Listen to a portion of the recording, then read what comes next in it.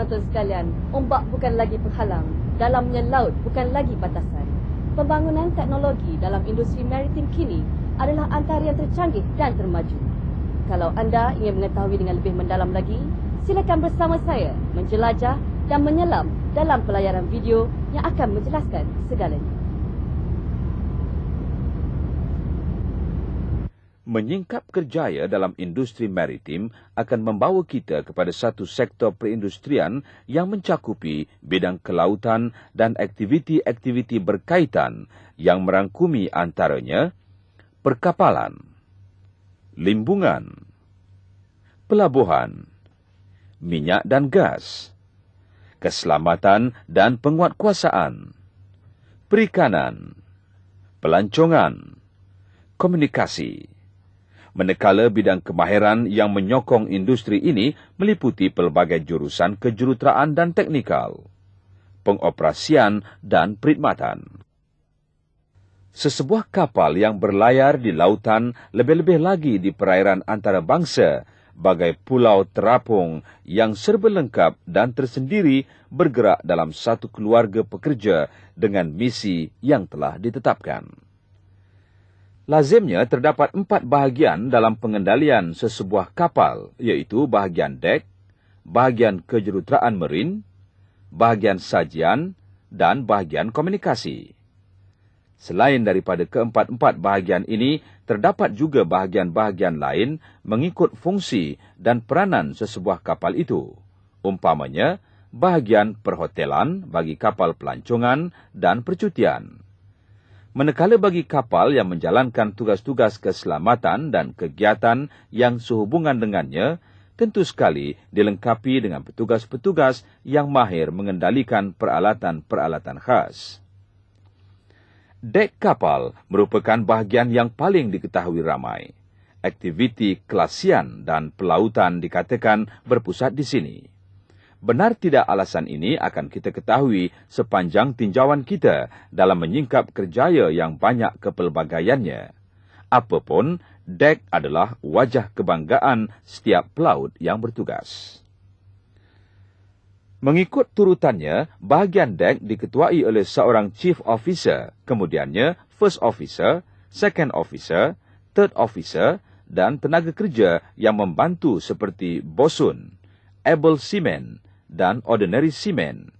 Untuk mengetahui dengan lebih lanjut lagi peranan mereka yang menggalas pelbagai tugas di dada kapal, ikuti kami justru berkenalan dan berkongsi pengalaman dengan mereka yang telah lama dalam bidang ini.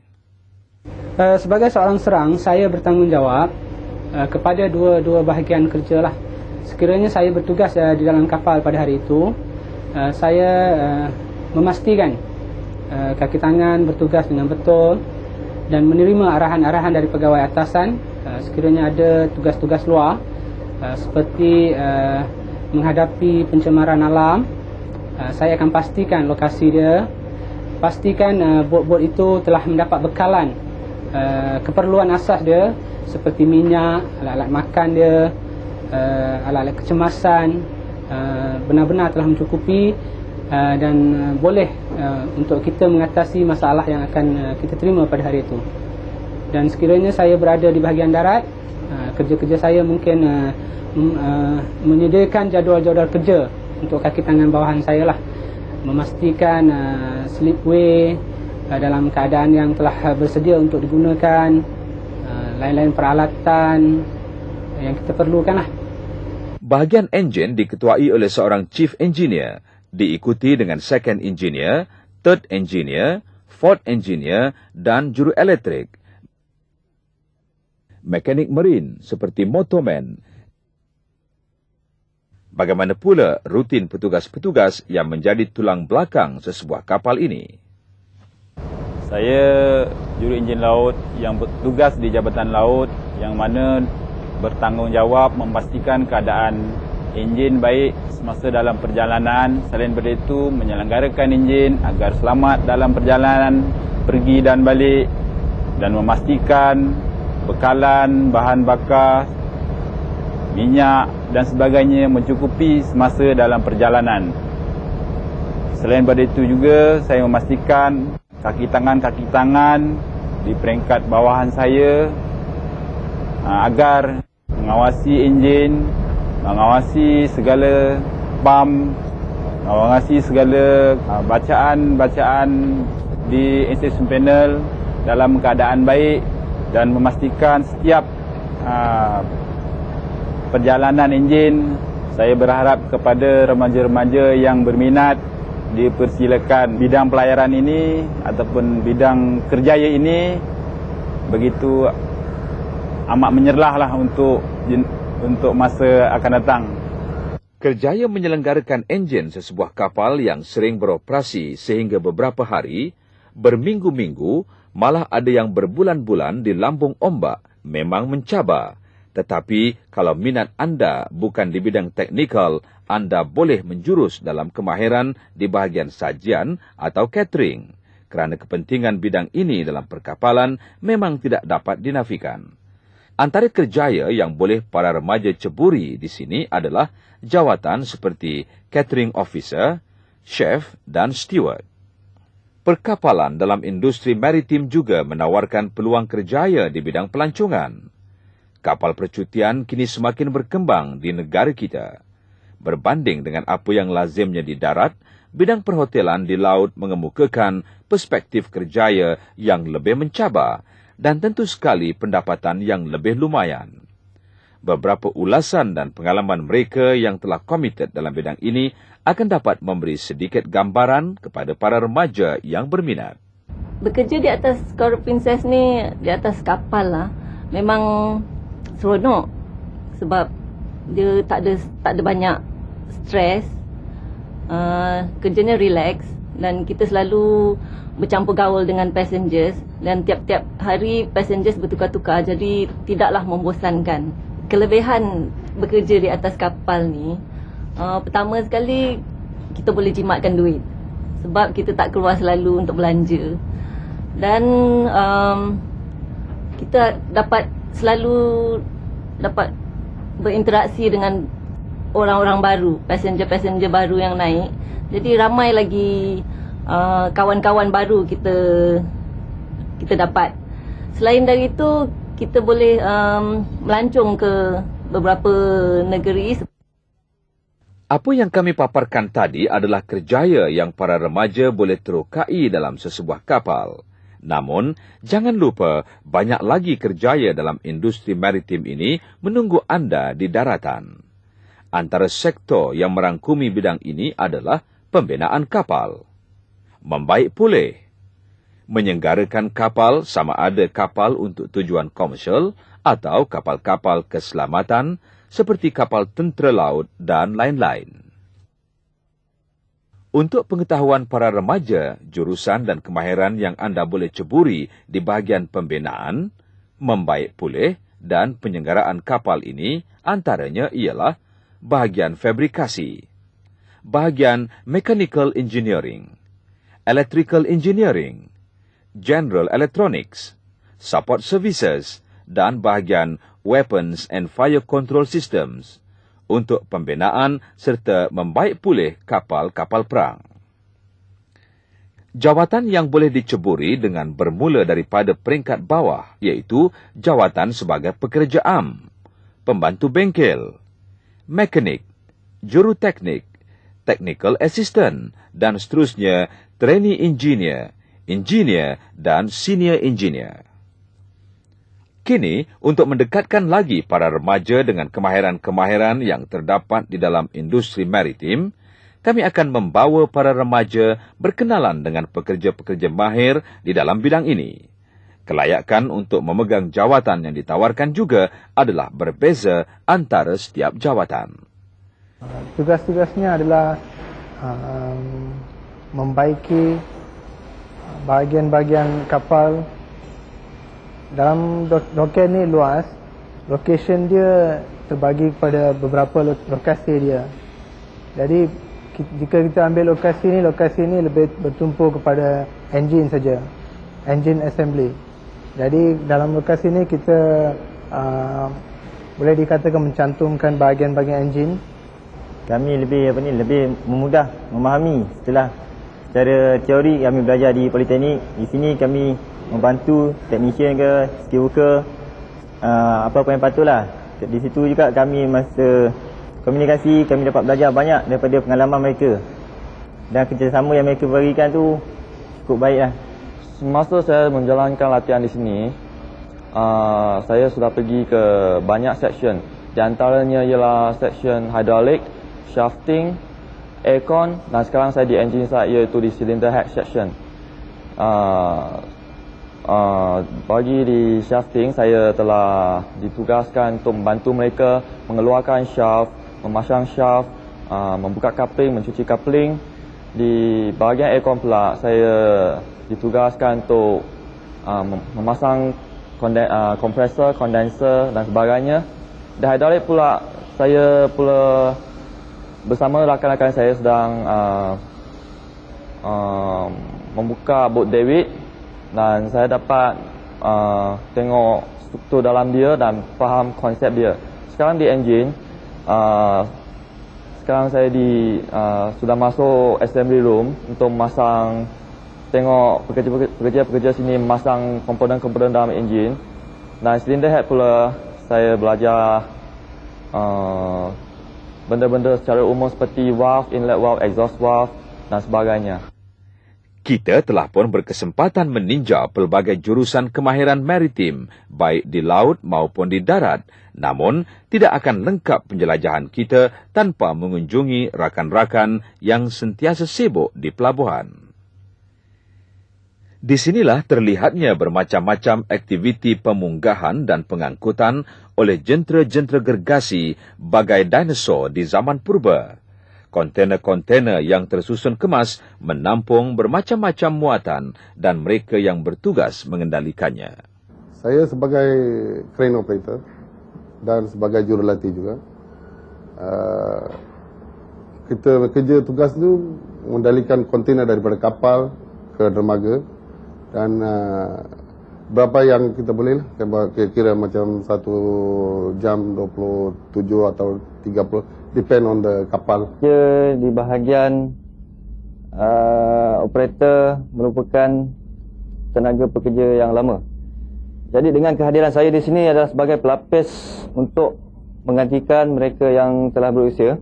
Jadi di situ akan ada kesinambungan untuk syarikat, dan syarikat akan sentiasa berkembang. Tugas yang saya lakukan hari-hari adalah untuk menyeliakan bahagian operasi yang terdiri daripada SK operator, crane operator, stowage controller, kemasukan kapal dan keluar kapal dari pelabuhan. Inilah di KCT lah. Apa yang saya awasi hari-hari adalah berkenaan dengan ekonomi negara. Jika pantas saya mengawasi operasi tersebut, maka pelabuhan ini, syarikat ini, KCT akan mendapat nama. Dan daripada segi kerajaan pula, ekonomi akan bertumpu di Pelabuhan Kelang ni.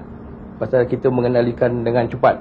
Adalah perlu tenaga mahir di pelabuhan ini, kerana tenaga mahir inilah akan memberikan suatu mutu kerja yang terbaik untuk mengendalikan perkhidmatan kita khasnya, dan untuk ekonomi negara khasnya.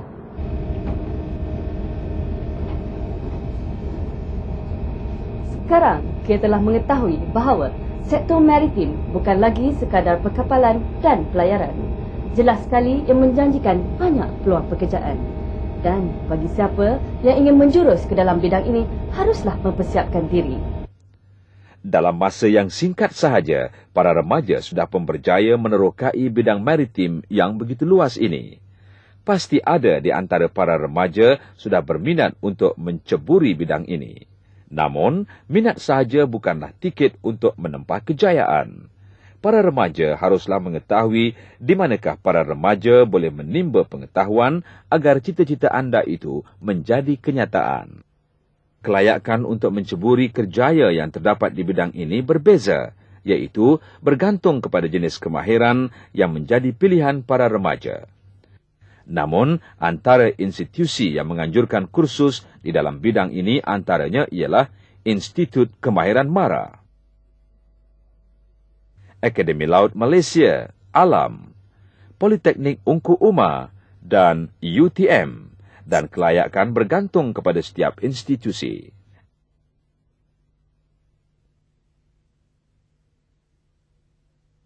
Memang saya berminat lah daripada saya tahu saya memang kerjaya seorang pelaut ni tentang sektor kelautan ni memang mempunyai masa depan yang cerah kalau kita berusaha dengan gigih kan, mempunyai semangat yang kental untuk berada di sini kan.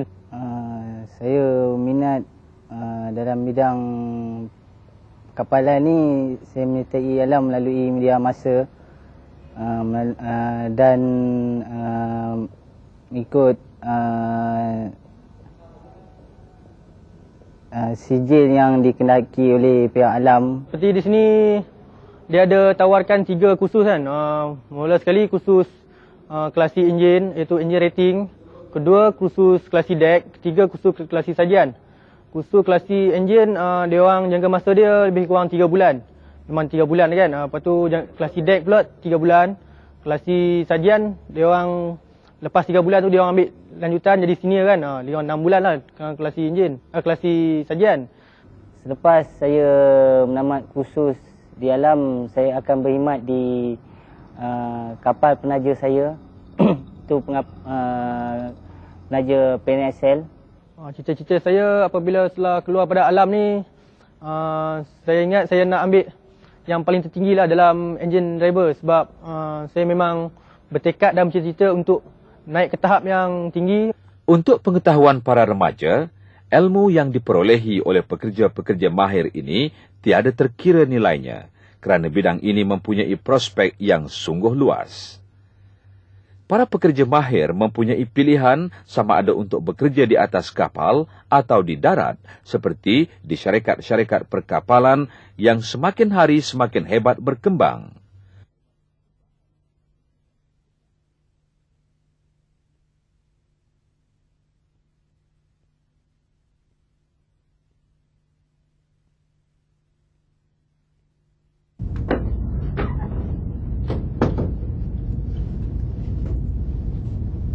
Dalam milenium yang menggantikan abad ke-20 ini, Malaysia akan membuktikan kredibilitinya sebagai sebuah negara yang membekalkan pelbagai kepakaran dan kemahiran segera dengan pembangunan menuju wawasan yang akan membariskan negara sebagai negara baju dalam dunia global yang saling bersaing di darat, angkasa maupun di lautan. Untuk menjayakan program pembaikan kapal, pembinaan kren dan pembinaan kapal-kapal baru, ia memerlukan tenaga mahir yang tinggi dan jumlah tenaga mahir yang ramai. Jadi buat masa ini, kita mempunyai bekalan tenaga mahir yang agak terhad. Ya. Apabila kita memulakan program pembinaan kapal di masa akan datang, kita akan memerlukan lebih ramai lagi pekerja-pekerja mahir untuk ditempatkan di bahagian pembinaan kapal. Kerjaya dalam sektor maritim adalah merupakan satu kerjaya yang menarik dan mempunyai prospek sama ada di dalam sektor awam ataupun swasta. Pada masa sekarang, permintaan terhadap tenaga mahir dalam bahagian maritim adalah tinggi. Malahan, Malaysia amat bergantung kepada tenaga mahir yang diimport, memandangkan kekurangan warga negara Malaysia yang berkecimpung di dalam bahagian ini. Oleh yang demikian, sekiranya para remaja Malaysia mencuburi kerjaya di bidang maritim, masa depan adalah amat cerah. We believe that these industries, because it's so specialized in its own field, has a lot of opening for Malaysian students, because you look in terms of shipboard engine and deck situation, we have the Academy Laut in Malaysia that is continually developing first grade Malaysian sailors, right? Besides shore positions to handle additional workload, we also have to plan ourselves to have sufficient seamen, both at officers and non-officers category. So to support our mission to have quality manpower to operate our ships, we have started quite some time ago the yearly annual MIC sponsorship cadet program, whereby we sponsor the studies of all the Malaysians who have successfully secured MIC sponsorship contract for their studies in National Maritime Academy or ALAM or Politeknik Hukum Umar. Tuntut ilmu pengetahuan tiada